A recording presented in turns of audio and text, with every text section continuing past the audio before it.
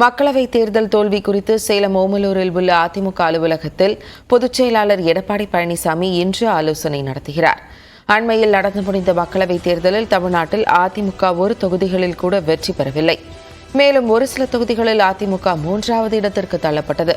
இருப்பினும் கடந்த மக்களவைத் தேர்தலை விட அதிமுகவின் வாக்கு சதவிகிதம் தற்போது உயர்ந்துள்ளது.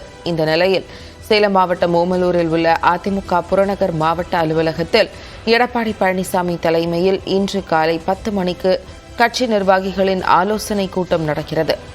இதில் மக்களவைத் தேர்தலில் அதிமுக தோல்வியடைந்தது குறித்து கட்சி நிர்வாகிகளுடன் ஆலோசிக்கிறார். மேலும் அதிமுகவின் அடுத்த கட்ட நகர்வுகள் குறித்தும் இக்கூட்டத்தில் விவாதிக்கப்படும் என்று எதிர்பார்க்கப்படுகிறது. அதிமுக பாஜக கூட்டணியில் இருந்திருந்தால் 30 முதல் 35 தொகுதிகளில் வெற்றி பெற்றிருக்க முடியும் என முன்னாள் அமைச்சர் SP வேலுமணி தெரிவித்திருந்த நிலையில் அந்த கருத்து அனுமானத்தின் அடிப்படையிலானது என முன்னாள் அமைச்சர் ஜெயக்குமார் தெரிவித்துள்ளார். இவர் கூட்டணி கட்சி தலைவரான பின்னால் தான் பேரறிஞர் அண்ணா பத்தி பேசினாரு, அம்மாவை பத்தி பேசினாரு.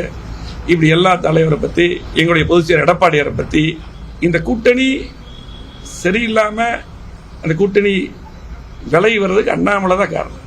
இன்னைக்கு இதே கூட்டணி இருந்தால் நீங்க 30-35 சீட்டுக்கு மேல ஜெயிச்சிருக்கக்கூடிய வாய்ப்பு இருக்கு, நல்லா வெளிப்படையா தெரியும். ஆனா அதெல்லாம் பண்ணிட்டு இன்னைக்கு திரும்ப எங்களை விமர்சிக்க வேண்டிய அவசியம் கிடையாது. இப்போதும் இல்லை, எப்போதும் இல்லை. எப்போதும் இல்லைன்னா 2026 சேர்த்து தான் சொன்னோம். அதனால அது ஒரு அனுமானத்தின் அடிப்படையிலான ஒரு இல்ல அதுதான் அது ஒரு அனுமானத்தின் அடிப்படையில இப்படி இருந்தா அப்படி இருக்கா அப்படி இருந்தா இருக்குங்களா, அதுக்கெல்லாம் நான் பதில் சொல்ல முடியாது. புரியுதுங்களா? என்னை பொறுத்தவரை அது அனுமானத்தின் அடிப்படையில் பாத்தீங்கன்னா சொல்லப்பட்ட பதிலா இருக்கலாம். இளையன் தண்ணீரை ஒட்டுமா அந்த மாதிரிதான் இனிமே இளையன் தண்ணீரும் ஒட்டாது.